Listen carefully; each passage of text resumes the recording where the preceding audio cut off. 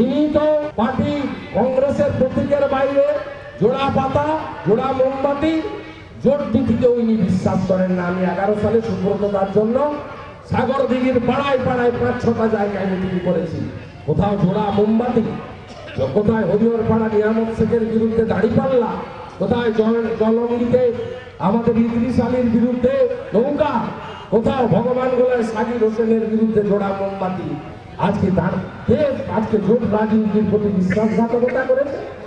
আজকে অরিত মজুমদার কেন 2014 ভোটে অধীর চৌধুরীকে ভোট দেওয়া বলেছিল, আজকে কেন অরিত মজুমদার বলছে অধীর চৌধুরীকে হারাতে যেখানে ডাকবেন যাব, কেন বলছে, কি যন্ত্রণা থেকে বলছে?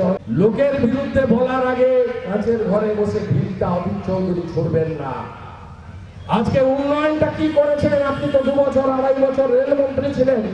ভাগীরথী এক্সপ্রেসকে লোকাল ট্রেন বানিয়ে দিয়েছেন। ভাগীরথী এক্সপ্রেসকে লোকাল ট্রেন বানিয়ে দিয়েছেন, এখন আর এক্সপ্রেস নেই। আর কাশিম বাজার থেকে উনি উঠবেন বলে অবৈধ সেখানেও স্টপেজ দেওয়ার ব্যবস্থা করেছেন। এই কাজটা আপনি করে দিয়ে গেছেন। আমি দায়িত্ব নিয়ে আমার যুবক ভাইদের বলছি, ক্লাব, প্রতিষ্ঠান, খেলা মেলা সব আপনারা ডাইরেক্ট আমার সঙ্গে যোগাযোগ করবেন। আপনারা যে ভালো সংস্কৃতি বহরমপুর শহরে চালিয়ে রেখেছেন, একে সহযোগিতা করার দায়িত্ব আমার। এবারে নির্বাচনে আমার কথা শুনুন, আপনারা দয়া করে আমাদের অনুরোধ রাখুন। আর মায়েদের বলবো, উন্নয়নটা যদি করতে চান, তৃণমূল কংগ্রেস তার নেতৃত্বে সমর্থন করুন। আমরা যা যা প্রতিশ্রুতি দেব ডেভেলপমেন্টের ক্ষেত্রে, সেই প্রতিশ্রুতি আমরা পূরণ করব। আমরা এই শহরের সুস্থ সংস্কৃতি, সুস্থ কালচার আমরা রক্ষা করতে চাই। এই শহরে আইন শৃঙ্খলা যাতে নষ্ট না হয়, এই শহরে মহিলারা যাতে রাত্রি 12টাতেও নিরাপদে যেতে পারেন, ভোর 5টার সময় ব্যারাক স্কোয়ারে লোক যাতে নির্বিঘ্নে প্রাতঃভ্রমণ করতে পারেন, খুন জখমের রাজনীতি যাতে বন্ধ হয়ে যায়, পরিচ্ছন্ন শিক্ষিত লোকেরা যাতে রাজনীতির মঞ্চে প্রথম সারিতে আসে, এ দায়িত্ব আমাদের। এই লোকসভা ভোটের কিছুদিন পরে বহরমপুর পুরসভার ভোট হবে। আমরা এমন সুন্দর টিম আপনাদের উপহার দেব যে কাউন্সিলরদেরকে আপনারা মনে করবেন এরা সত্যিকারের জনগণের প্রতিনিধি, এরা কোনো নির্দিষ্ট দলের প্রতিনিধি নয়। তাই এই নির্বাচনে আপনারা আমাদের সাহায্য করুন। আমাদের দিদি আসবেন, সমাবেশ হবে, তার আবেদন রাখবে। আমি এখানে ঘন ঘন আসবো, অন্যান্য জায়গায় প্রচারের সাথে সাথে। আগামী 25 তারিখে সকালবেলা 10টার মধ্যে সবাই পার্টি অফিসে জমায়েত হবে। আমিও পৌঁছে যাব টাইমে। আমরা সুসজ্জিত 5 তারিখে বর্ণাঢ্য শোভাযাত্রা, বেশি না, একটা ভোট লিড চাই, একটা ভোট লিড দিতে হবে।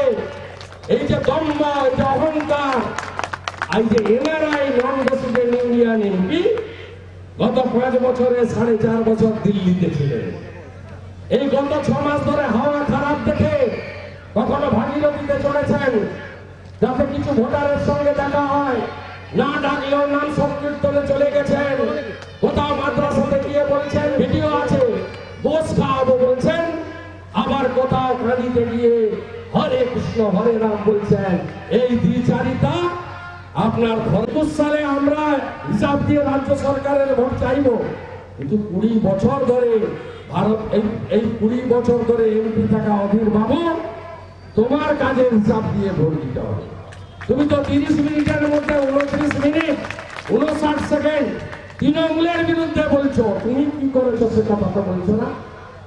কারণ বলার মতো কোনো রসদ নাই, তাই তিনি বলছেন।